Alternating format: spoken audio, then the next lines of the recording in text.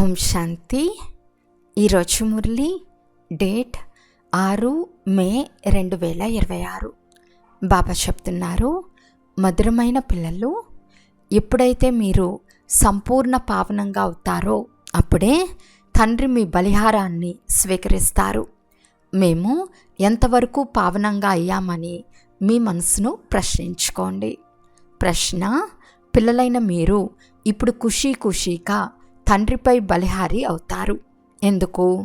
జవాబు: ఎందుకంటే ఇప్పుడు మనం బలిహారి అంటే త్యాగము, అర్పణ అయినట్లయితే తండ్రి 21 జన్మలకు బలిహారి అవుతారని మీకు తెలుసు. ఇప్పుడు ఈ అవినాశి రుద్రజ్ఞాన యజ్ఞంలో మనుషు మాతృలందరూ స్వాహ అవ్వవలసిందేనని కూడా పిల్లలైన మీకు తెలుసు.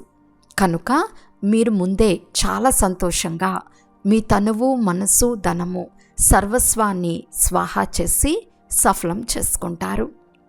పాట: మనసు అనే దర్పణంలో నీ ముఖం చూసుకో ప్రాణి. ఓం శాంతి. శివ భగవాను వాచ తప్పకుండా తమ పిల్లలకే జ్ఞానాన్ని నేర్పిస్తారు, శ్రీమతాన్ని ఇస్తారు. ఓ పిల్లల్లారా, లేక ఓ ప్రాణి, శరీరం నుండి ప్రాణం వెళ్ళిపోతుంది లేక ఆత్మ వెళ్ళిపోతుంది, ఈ రెండిటి అర్థం ఒక్కటే. ఓ ప్రాణి లేక ఓ పిల్లల్లారా, మీ జీవితంలో పాపం ఎంత ఉందో, ఎంత పుణ్యం ఉందో అని మీరు గమనిస్తారు. మీ జీవితంలో అర్ధకల్పం పుణ్యం, అర్ధకల్పం పాపం ఉంటుందని మీకు లెక్క అర్థం చేయించబడింది. పుణ్య వారసత్వం తండ్రి నుండి లభిస్తుంది.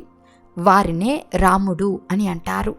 రాముణ్ణి నిరాకారుడు అని అంటారు, సీతారాముణ్ణి కాదు.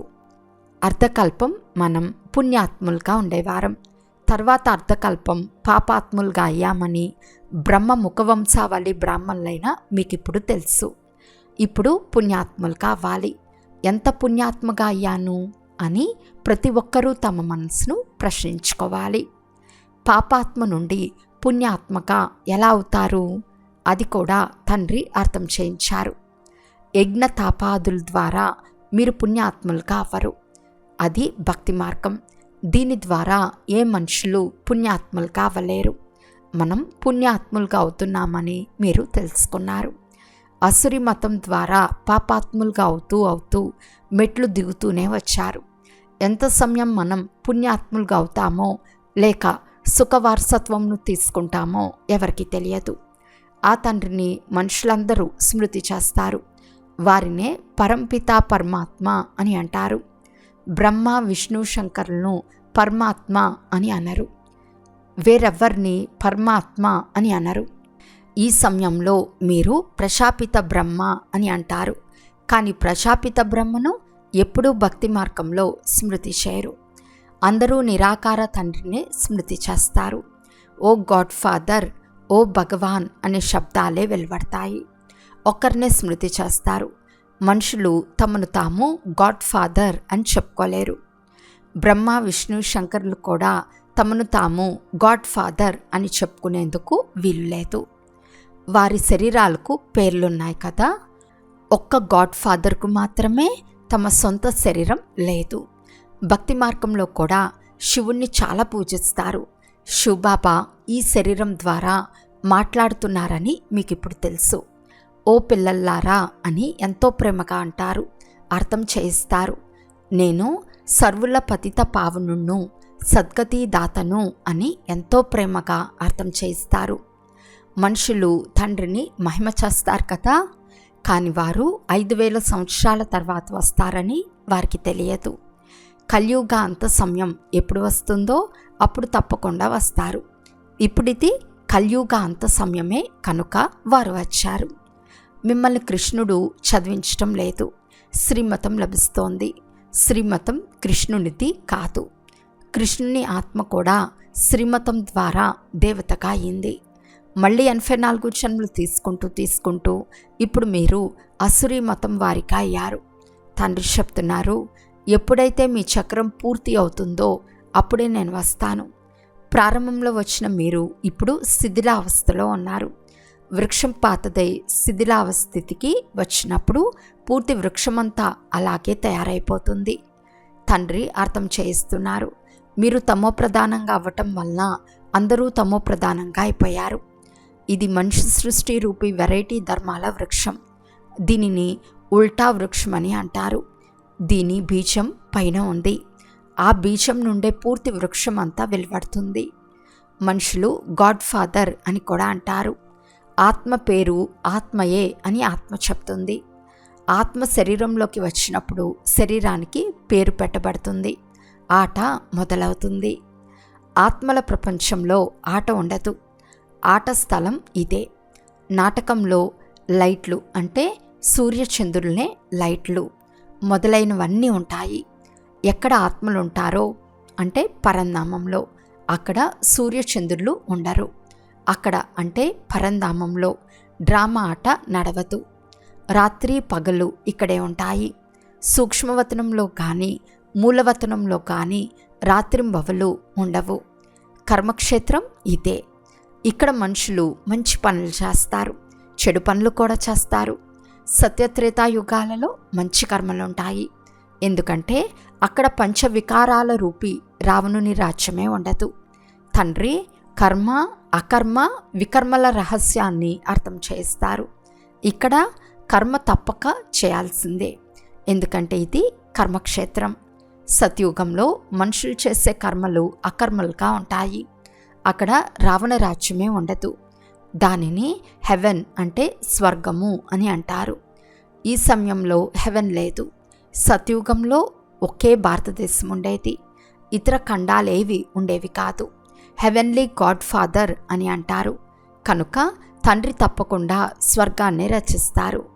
భారతదేశం ప్రాచీన దేశమని అన్ని దేశాల వారికి తెలుసు. మొట్టమొదట కేవలం భారతదేశమే ఉండేది. ఇది ఎవరికీ తెలియదు. ఇప్పుడు స్వర్గం లేదు కదా. ఇది 5000 సంవత్సరాల మాట.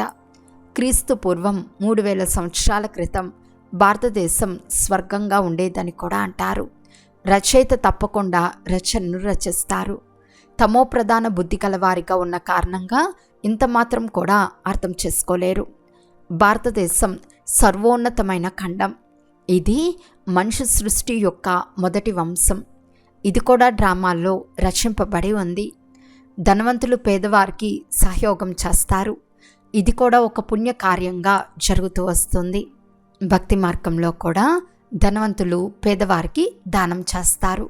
కానీ ఇది పతిత ప్రపంచం. కనుక ఎవరు ఏ దాన పుణ్యాలు చేసినా చేసేవారు పతితులే. ఎవరికి దానం చేస్తారో వారు కూడా పతితులే. పతితులు పతితులకు దానం చేస్తారు. దానికి ఫలితం ఏముంటుంది? ఎన్ని దాన పుణ్యాదులు చేస్తూ వచ్చినా క్రిందకు దిగజారుతూనే వచ్చారు. భారతదేశం లాంటి దాతృత్వ ఖండం ఇంకేదీ ఉండదు. ఈ సమయంలో మీ తనువు మనస్సు ధనము అన్నిటినీ ఇందులో స్వాహా చేస్తారు. దీనిని రాజస్వ అశ్వమేధ అవినాశి రుద్రజ్ఞాన యజ్ఞమని అంటారు. ఈ పాత శరీరాన్ని కూడా ఇక్కడ స్వాహా చేయాలని ఆత్మ చెప్తుంది. ఎందుకంటే పూర్తి ప్రపంచంలోని మనుషులందరూ ఇందులో స్వాహా అవుతారని మీకు తెలుసు. కనుక మనం ఎందుకు సంతోషంగా తండ్రిపై బలిహారి అవ్వరాదు? తాను బాబాను స్మృతి చేస్తానని ఆత్మకు తెలుసు. బాబా మీరు ఎప్పుడు వస్తారో అప్పుడు మేము బలిహారి అవుతామని కూడా అంటారు. ఎందుకంటే ఇప్పుడు మేము బలిహారి అవ్వటం వలన మీరు 21 జన్మలకు మాకు బలిహారి అవుతారు. ఇది ఒక వ్యాపారం. మేము మీకు బలిహారి అవుతాము కనుక మీరు కూడా 21 సార్లు బలిహారం అవుతారు. ఎప్పటి వరకు మీ ఆత్మ పవిత్రంగా అవ్వదో అప్పటి వరకు నేను మీ బలిహారాన్ని స్వీకరించినని తండ్రి అంటారు. తండ్రి చెప్తారు, నన్నొక్కరినే స్మృతి చేసినట్లయితే ఆత్మ పవిత్రంగా అవుతుంది. తండ్రిని మర్చిపోవటం వలన మీరు ఎంత పతితులుగా దుఃఖితులుగా అయ్యారు. మనుషులు దుఃఖితులైనప్పుడు శరణాగతిని తీసుకుంటారు. ఇప్పుడు మీరు 63 జన్మలు రావణుని వలన చాలా దుఃఖితులుగా అయ్యారు. ఇది ఒక సీత మాట కాదు. మనిషి మాతృలందరూ సీతలే. రామరాజ్యంలో అయితే సీతను ఎత్తుకెళ్ళి రావణుడు శోకవాటికలో వేశాడని కథ రాయబడింది. ఆ విషయమంతా ఈ సమయంలోనిదే. అందరూ రావణుని అనగా పంచవికారాల జైల్లో ఉన్నారు కనుక దుఃఖితులై మమ్మల్ని వీటి నుండి విడిపించమని పిలుస్తారు. ఇది ఒకరి విషయం కాదు. తండ్రి చెప్తారు, పూర్తి ప్రపంచమంతా రావణుని జైల్లో బంధింపబడి ఉంది. ఇది రావణ రాజ్యం కదా, రామరాజ్యం కావాలని కూడా కోరతారు. గాంధీ కూడా అదే కోరేవారు. రామరాజ్యం కావాలని సన్యాసులు ఎప్పుడూ అనరు, భారతవాసులు చెప్తారు.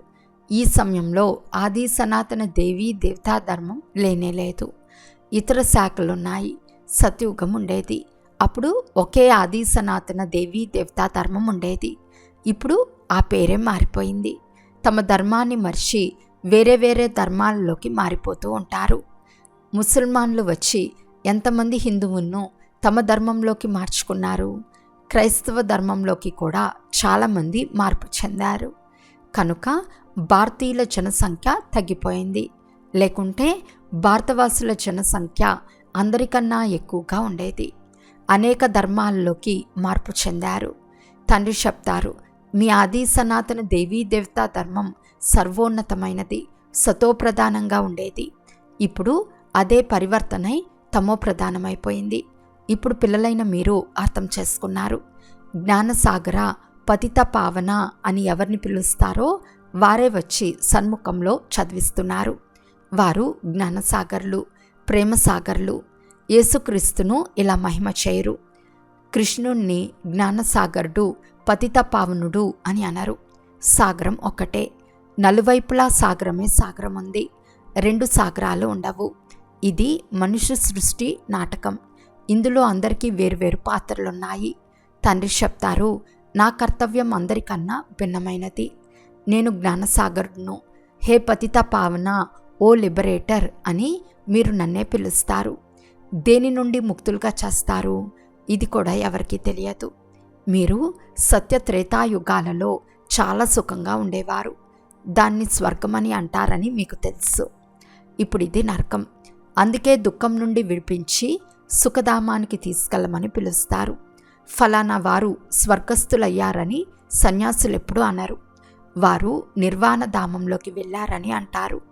విదేశాల్లో కూడా లెఫ్ట్ ఫోర్ హెవెన్లీ అబోర్డ్ అంటే స్వర్గస్థులైనారు అని అంటారు. గాడ్ ఫాదర్ వద్దకు వెళ్ళారని భావిస్తారు. హెవెన్లీ గాడ్ ఫాదర్ అని అంటారు. కనుక తప్పకుండా స్వర్గం ఉండేది. ఇప్పుడు లేదు. నరకం తర్వాత స్వర్గం రావాలి. గాడ్ ఫాదర్ ఇక్కడికి వచ్చి స్వర్గాన్ని స్థాపన చేయాలి. సూక్ష్మవతనం మూలవతనంలో ఏ స్వర్గము ఉండదు. తప్పకుండా తండ్రియే రావాల్సి ఉంటుంది. తండ్రి చెప్తారు, నేను వచ్చి ప్రాకృతి ఆధారంను తీసుకుంటాను. నా జన్మ మనుషుల వల్లే జరగదు. నేను గర్భంలోకి రాను. మీరంతా గర్భంలోకి వస్తారు. సత్యయుగంలో గర్భమహల్ ఉంటుంది. ఎందుకంటే శిక్షలు అనుభవించేందుకు అక్కడ ఏ వికర్మలు జరగవు. కనుక దాన్ని గర్భమహల్ అని అంటారు. ఇక్కడ వికర్మలు చేస్తారు. దాన్ని శిక్షలు అనుభవించవలసి ఉంటుంది. కనుక గర్భ జైల్ అని అంటారు. ఇక్కడ రావణ రాజ్యంలో మనుషులు పాపాలు చేస్తూ ఉంటారు. ఇది పాపాత్ముల ప్రపంచం. అది పుణ్యాత్ముల ప్రపంచం, స్వర్గం. అందుకే రావి ఆకుపై కృష్ణుడు వచ్చాడని చెప్తారు. ఇలా కృష్ణుని మహిమను చూపిస్తారు. సత్యుగంలో గర్భంలో దుఃఖం ఉండదు. కర్మ అకర్మ వికర్మల గతులను తండ్రి అర్థం చేస్తారు. దానినే మళ్ళీ గీతాశాస్త్రంగా తయారు చేస్తారు. కానీ అందులో శివ భగవాను వాచుకు బదులుగా కృష్ణుని పేరు వేసేశారు. మేము అనంతమైన తండ్రి నుండి అనంతమైన సుఖవారసత్వాన్ని తీసుకుంటామని మీకు తెలుసు. ఇప్పుడు భారతదేశం రావణుని ద్వారా శాపగ్రస్తం అయింది. అందుకే దుర్గతి పాలైంది. ఈ పెద్ద శాపం కూడా డ్రామాలో నిర్ణయించబడింది. తండ్రి వచ్చి ఆయుష్మాన్ భవ, పుత్రవాన్ భవ, సంపత్తివాన్ భవ అని వరాలనిస్తారు. సుఖ వారసత్వంనంతా ఇస్తారు. వారు వచ్చి మిమ్మల్ని చదివిస్తారు. ఆ చదువు ద్వారా మీరు దేవతలుగా అవుతారు. ఈ నూతన రచన జరుగుతూ ఉంది. బ్రహ్మ ద్వారా మిమ్మల్ని తండ్రి తన వారిగా చేసుకుంటారు. ప్రజాపిత బ్రహ్మ అని మహిమ కూడా చేస్తారు. మీరు వారి సంతానం. బ్రహ్మ కుమార్ కుమారీలుగా అయ్యారు. తాత ఆస్తి తండ్రి ద్వారా తీసుకుంటారు. ఇంతకుముందు కూడా తీసుకున్నారు. ఇప్పుడు మళ్ళీ తండ్రి వచ్చారు. తండ్రి పిల్లలైనందున తండ్రి వద్దకు వెళ్ళాలి, కానీ ప్రజాపిత బ్రహ్మ ద్వారా మనిషి సృష్టి స్థాపన జరుగుతుందని మహిమ చేయబడింది. కనుక అది ఇక్కడే జరుగుతుంది కదా. ఆత్మ సంబంధంలో మేము సోదరులమని అంటారు. ప్రజాపిత బ్రహ్మ సంతానంగా అవ్వటం వలన మీరు సోదరులుగా అవుతారు. ఈ సమయంలో మీరంతా సోదరులు. మీరు తండ్రి నుండి వారసత్వం తీసుకున్నారు. ఇప్పుడు కూడా తండ్రి నుండి వారసత్వం తీసుకుంటున్నారు. శివబాబా చెప్తారు, నన్ను స్మృతి చేయండి. ఆత్మలైన మీరు శివబాబాను స్మృతి చేయాలి. స్మృతి చేయటం ద్వారానే మీరు పావనంగా అవుతారు. వేరే ఏ ఇతర ఉపాయమూ లేదు. పావనంగా అవ్వకుండా మీరు ముక్తిధామానికి వెళ్ళలేరు. జీవన్ముక్తి ధామంలో మొట్టమొదట ఆది సనాతన దేవీ దేవతా ధర్మం ఉండేది. తర్వాత నెంబర్ వారుగా వేరే ధర్మాలు వచ్చాయి. తండ్రి చివరిలో వచ్చి అందరినీ దుఃఖం నుండి విడుదల చేస్తారు. వారిని ముక్తిదాత అని అంటారు. తండ్రి చెప్తారు, కేవలం మీరు నన్ను స్మృతి చేస్తే మీ పాపాలు భస్మం అయిపోతాయి. బాబా రండి, మమ్మల్ని పతితుల నుండి పావనంగా చేయండి అని పిలుస్తారు కూడా. టీచర్ చదివిస్తారు. ఇందులో చరిత్ర ఏమైనా చేస్తారా? ఇది కూడా చదివే. జ్ఞానసాగరుడైన తండ్రే వచ్చి జ్ఞానాన్ని ఇస్తారు. అచ్చా, మధురాతి మధురమైన అపురూపమైన పిల్లలకు మాతాపిత బాప్తాతాల ప్రియ స్మృతులు మరియు గుడ్ మార్నింగ్. ఆత్మీక పిల్లలకు ఆత్మీక తండ్రి నమస్తే. ఆత్మీక తండ్రికి ఆత్మీక పిల్లల యొక్క ప్రియ స్మృతులు మరియు నమస్తే నమస్తే నమస్తే. ధారణ కొరకు ముఖ్య సారము. ఫస్ట్ పాయింట్, కర్మ అకర్మ వికర్మల గతిని గ్రహించి ఇప్పుడు ఏ వికర్మలు చేయరాదు. కర్మక్షేత్రంలో కర్మలు చేస్తూ వికారాలను త్యాగం చేయటమే వికర్మల నుండి రక్షణ పొందటం. సెకండ్ పాయింట్, మన బలిహారాన్ని తండ్రి స్వీకరించే విధంగా పావనంగా అవ్వాలి. పావనంగా అయి పావన ప్రపంచంలోకి వెళ్ళాలి. తనువు మనసు ధనాలను ఈ యజ్ఞంలో స్వాహా చేసి సఫలం చేయాలి. ఈరోజు వరదానము. జ్ఞానం యొక్క లైట్ మైట్ ద్వారా విఘ్న వినాశకులుగా అయ్యే మాస్టర్ నాలెడ్జ్ఫుల్ భవ. భక్తి మార్గంలో గణేశుని విఘ్న వినాశకుడని పూజిస్తారు. అంతేకాక వారిని మాస్టర్ నాలెడ్జ్ఫుల్ అనగా విద్యాపతి అని కూడా గౌరవిస్తారు. కనుక ఏ పిల్లలైతే మాస్టర్ నాలెడ్జ్ఫుల్గా అవుతారో వారు ఎప్పుడూ విఘ్నాల ద్వారా ఓడిపోరు. ఎందుకంటే నాలెడ్జ్ను లైట్ మైట్ అంటే ప్రకాశము శక్తి అని అంటారు. దీని ద్వారా గమ్యానికి చేరుకోవటం సులభమైపోతుంది. ఎవరైతే ఇటువంటి విఘ్న వినాశకులుగా ఉంటారో తండ్రి చేతలో సదా కంబైన్డ్గా ఉంటూ జ్ఞానాన్ని స్మరణ చేస్తూ ఉంటారో వారు ఎప్పుడు విఘ్నహార్గా అవరు, అంటే విఘ్నాలతో ఓడిపోరు. స్లోగన్. లోపల బయట ఏవైతే చెడులు దోషాలు ఉన్నాయో వాటిని సంపూర్ణంగా విల్లు చేసేస్తే విల్ పవర్ వచ్చేస్తుంది. అవ్యక్త సూచన. సదా అచల్ అడోల్ ఏకరస స్థితిని అనుభవం చేయండి. ఇప్పుడు ఇది స్వయం అనుభవీలుగా అయ్యి ఇతరులను కూడా అచల్ అడోల్గా తయారు చేసే అనుభవం చేయించే సమయం. ఇప్పుడు ఆడుకునే సమయం సమాప్తమైపోయింది. ఇప్పుడు సదా సమర్థంగా అయ్యి నిర్బల ఆత్మలను సమర్థంగా తయారు చేస్తూ నడవండి. మీలో నిర్బలత సంస్కారం ఉంటే మీరు ఇతరులను కూడా నిర్బలంగా చేసేస్తారు. జ్ఞానంలోని ప్రతి పాయింట్ యొక్క అనుభవిగా అయ్యేందుకు ఏకాంత ప్రియులుగా అవ్వండి. ఏకాగ్రత యొక్క అభ్యాసాన్ని పెంచండి. అచ్చా, ఓం శాంతి.